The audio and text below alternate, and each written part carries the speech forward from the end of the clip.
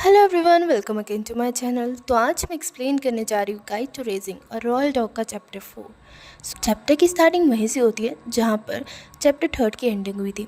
यहाँ पर हमें दिखाया जा रहा होता है कि बे यहाँ पर स्मोक कर रहा होता है। तभी एक पर्सन बे के पास आता है और उसके हाथ से सिगरेट उठाते हुए स्मोक करने लगता है। बे ध्यान से देखता है तो वो देखता है कि वो इस पर्सन को जानता है और यहाँ पर वो बहुत ज़्यादा ही हैरान ऐसा लग रहा होता है कि बे उस पर्सन को देखना नहीं चाहता, लेकिन बे तब भी उससे बोलता है कि तुम यहाँ पर क्या कर रहे हो। और यहाँ पर बे उस पर्सन का नाम बोलता है।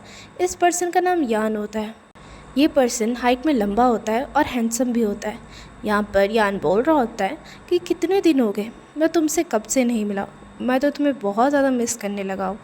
बे यहाँ पर कुछ नहीं बोलता, वो बस साइड हो जाता है। वहाँ पर फिर यान बोल रहा होता है कि क्या हुआ।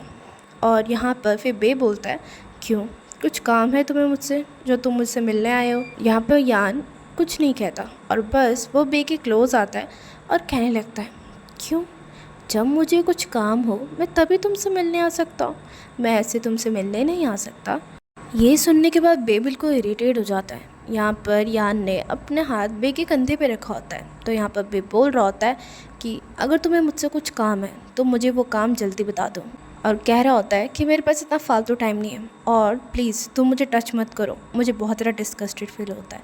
तो यहाँ पर यान सीधा मुद्दे पे आता है और बोलता है कि वो जो कार है, और कार की तरफ इशारा करते हुए बोल रहा होता है क्या वो तुम्हारा बॉयफ्रेंड है। यहाँ पर बे साफ बोल देता है, नहीं, वो एक स्टूडेंट है। तो यहाँ पर यान हंसते हुए बोल रहा होता है, ओह, मुझे पता था तुम्हारा इतना भी हॉरिबल टेस्ट नहीं हो सकता। और वह यहाँ पर हंसने लगता है। यहाँ पर बे इन सब चीज़ों में बिल्कुल इंटरेस्टेड नहीं होता। वो सीधा कहने लगता है कि तुम मुझे एग्जैक्टली बताओ तुम क्या कहना चाहते हो। यहाँ पर फिर वो पर्सन बे के पास आने लगता है और उसके गले पे अपना हाथ रखता है और उसके कान में फुसफुसाने लगता है। वो कह रहा होता है कि मैं तुम्हें उस यूजुअल प्लेस पे ही तुम्हारा इंतज़ार करूँगा, ठीक है। यहाँ पर वो कुछ ज़्यादा ही बे के पास आकर ये बात बोल रहा होता है, लेकिन यहाँ पर बे साफ साफ कह रहा होता है कि नहीं, हमारे बीच में सब कुछ ख़त्म हो गया है। यहाँ पर वो बे के कानों को टच कर रहा होता है और वो कह रहा होता है, अरे ये सब तो प्लेजर के लिए है, इसमें कोई फीलिंग्स वाली कोई बात नहीं है। और वो यहाँ पर फिर बे के कानों से अपना हाथ हटाते हुए कह रहा होता है, हाँ, मुझे पता ही है कि तुम्हें अभी तक कोई ऐसा पार्टनर नहीं मिल पाया जो तुम्हें सेटिस्फाई कर सके। यहाँ पर ये सुनने के बाद बे एकदम शॉक हो जाता है और यहाँ पर वो कह रहा होता है, डैट इज़ वाई तुम्हें मुझसे डेट करते ही रहना चाहिए था। यहाँ पर फिर बे थोड़ा हड़बड़ा जाता है और बे कह रहा होता है, तुमने मुझ पर नज़र रखा है, तुम मुझ पर नज़र रख रहे हो। यहाँ पर फिर यान स्मोक करते हुए कह रहा होता है, अरे तुम इतना हार्शली क्यों बोल रहे हो, मैंने बस कस्टमर से ये बातें सुनी है।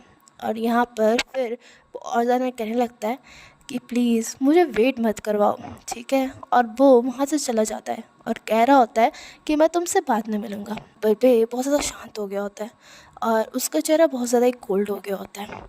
यहाँ पर वो बस कुछ सोचने लगता है।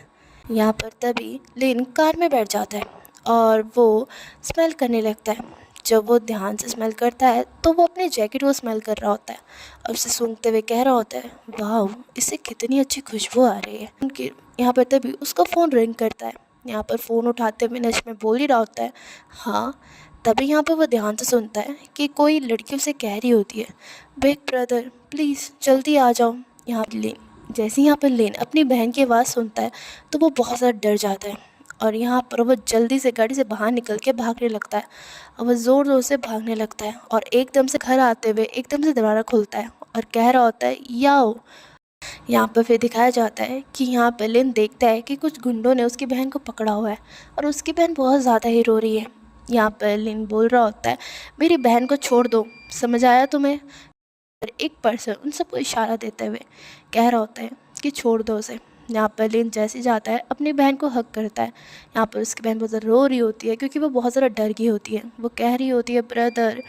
यहाँ पर लिंग बोल रहा होता है, तुम डरो मत, ठीक है, तुम्हें डरने की कोई ज़रूरत नहीं है, मैं यहाँ पर आ गया हूँ, ठीक है। यहाँ पर तभी उनका बॉस बोल रहा होता है, देखो तुम कितने ज़्यादा डर गए और कैसे तुम काँप रहे हो। वो कह रहा होता है, अभी तो हमने कुछ किया भी नहीं है और तुम अभी से डरने लग गए हो। यहाँ पर एकदम से लिन बोल रहा होता है, तुम हमेशा लास्ट मंथ पे ही आते हो पैसे कलेक्ट करने, आज तुम यहाँ पर एकदम से पैसे कलेक्ट करने क्यों आ गए हो। यहाँ पर फिर वो पर्सन बोल रहा होता है, हाँ, और वो भी स्मोक करते हुए कह रहा होता है, हम बस तुम्हें एक फ्रेंडली रिमाइंडर देने आए हैं कि अब हम तुमसे मंथ में 50% कलेक्ट करेंगे। और कह रहा होता है कि तुम उन पैसों को रेडी रखना, ठीक है। यहाँ पर लिंक बहुत ज़्यादा गुस्सा हो जाता है। वो कह रहा होता है, तुम सबकी हिम्मत कैसे भी ऐसे बोलने की। यहाँ पर वो पर्सन उठता है और कह रहा होता है, हिम्मत। यहाँ पर फिर बोल रहा होता है और यहाँ पर वो एक लेटर को निकालता है। हाँ, वो बोल रहा होता है कि देखो, इसमें तुम्हारी फादर की सिग्नेचर है, देखो ये एक डेब्ट नोटिस है। यहाँ पर वो ध्यान से दिखाता है और कह रहा होता है, एज अ गुड सन तुम्हें अपने फादर के डेब्ट को क्लियर करने में हेल्प करवानी है। Of course. यहाँ पर वो कह रहा होता है, ध्यान से पढ़ो, तुम्हारे फादर लिन युन ने इसे पर्सनली साइन किया है। यहाँ पर एकदम से देखने के बाद लिंग बहुत ज़्यादा गुस्सा हो जाता है, क्योंकि उसे पता होता है कि उसके साथ गलत हो रहा है और अब ये लोग कुछ ज़्यादा ही उसके साथ और या उसकी बहन के साथ गलत कर सकते हैं। यहाँ पर फिर वो बंदा बोल रहा होता है, हमारी इतनी अच्छी काइंडनेस के लिए तुम्हें रिवॉर्ड के तौर पर हमसे कुछ अच्छे से बात तो कर ही लेनी चाहिए। पर फिर वो लिन की बहन को देखते हुए कह रहा होता है, तुम्हें क्या लगता है लिटिल ब्यूटी। यहाँ पर वो उस लड़की के ज़्यादा पास आ रहा होता है। यहाँ पर एकदम से लिन अपनी बहन को प्रोटेक्ट करता है और कह रहा होता है कि तुम क्या सोच रहे हो, तुम सब क्या करने वाले हो। यहाँ पर वो पर्सन कह रहा था, हे तुम इतने ज़्यादा उछलने क्यों लग गए हो। वो कह रहा होता है, मैं तो बस मजाक कर रहा था। और कह रहा होता है, वैसे भी। और वो लिन के पास आता है और कह रहा होता है, वैसे भी तुम्हारे फादर एग्री हैं कि अगर तुम हमें पैसे रिटर्न नहीं करोगे तो हम तुम्हारी बहन को बेच देंगे और तुम्हारी बहन को यहाँ से लेके चले जाएंगे।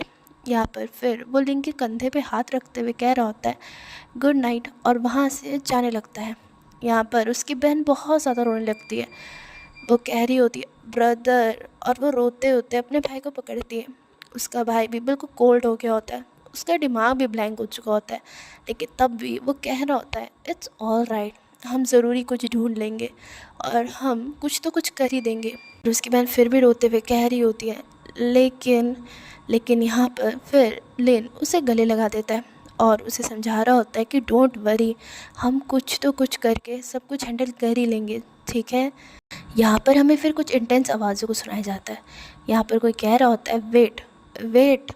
यहाँ पर फिर हमें बेडरूम को दिखाया जाता है और यहाँ पर हमें यान को दिखाया जाता है। यान कह रहा होता है, सी देखो, तुम मुझे अब भी रिफ्यूज़ नहीं कर पा रहे हो, है ना। और वो फिर उस पर्सन को किस करता है। यहाँ पर दिखाया जाता है कि यान और बे ने एक दूसरे के साथ नाइट स्पेंड की होती है और यहाँ पर यान अपने कपड़े पहन रहा होता है और बे अभी भी बेड में ही होता है। यहाँ पर वो जाते जाते एक बार बे को देखता है। यहाँ पर वो देख रहा होता है कि बे की कितनी बुरी हालत हो गई होती है। बे उठने की कोशिश कर रहा होता है कि तभी यहाँ पर यान बोलता है कि मैं वापस शॉप जा रहा हूँ। और वो कह रहा होता है, वैसे भी 8 बज चुके हैं तो तुम भी क्लास के लिए लेट हो गए होंगे, है ना। और यहाँ पर वो डोर को बंद कर देता है। यहाँ पर बे अपना सिर पकड़ के बैठ जाता है। यहाँ पर दिखाई दे रहा होता है कि उन दोनों ने बहुत ज़्यादा ही वाइल्ड नाइट स्पेंड की होती है। यहाँ पर फिर हमें 1 महीने के पहले का सीन दिखाया जाता है। यहाँ पर दिखाया जा रहा होता है कि कैसे यान घर के अंदर आता है और वो देखता है कि सामने बे खड़ा है। सारा सामान यहाँ से वहाँ बिखरा हुआ होता है। यहाँ पर यान केयर करते हुए बोल रहा होता है, क्या हुआ है, ये सब क्या हुआ। यहाँ पर फिर वो जब बे के क्लोज़ आ रहा होता है तो बे पीछे हटने लगता है और यहाँ पर दिख रहा होता है कि बे बहुत ज़्यादा ही नाराज़ है। यहाँ पर यान अपना हाथ पीछे कर देता है। यान बोल रहा होता है, घर इतना ज़्यादा बिखरा हुआ क्यों है, क्या कोई रॉबरी हुई है। लेकिन यहाँ पर बे कुछ नहीं बोल रहा होता है। यहाँ पर फिर बे को दिखाया जा रहा होता है कि बहुत ज़्यादा गुस्सा आ रहा होता है और वो गुस्से में यान का नाम लेते हुए कह रहा होता है, क्या तुम मुझ पर नज़र रख रहे थे। और वो एक हिडन कैमरे को निकालता है। यहाँ पर वो कह रहा होता है ना, ये एक हिडन कैमरा है। सो गाइस, यहीं पर इस मांगवा का चैप्टर 4 एंड होता है। आई होप आपको मेरी एक्सप्लेनेशन अच्छी लगी हो। अगर आपको मेरी एक्सप्लेनेशन अच्छी लगी है तो प्लीज़ लाइक शेयर सब्सक्राइब करना एंड कमेंट में लिखना कि आपको इसका नेक्स्ट पार्ट चाहिए। सो तब तक के लिए बाय।